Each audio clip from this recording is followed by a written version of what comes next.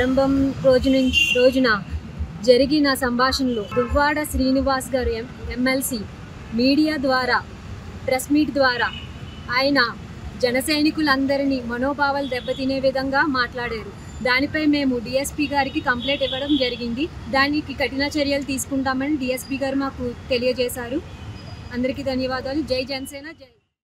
అమలాపురం నియోజకవర్గంలో municipal counsellors కార్యకర్తలు అందరం కలిసి దువ్వాడ శ్రీనివాస్ మీద కంప్లైంట్ ఇవ్వడం జరిగింది డిఎస్పీ గారికి. ఈ నెల 24వ జరిగిన అసెంబ్లీ ప్రారంభ సమావేశాల్లో తదుపరి ఆయన పవన్ కళ్యాణ్ గారి మీద జన సైనికుల మీద చాలా దుర్భాషలాడారు.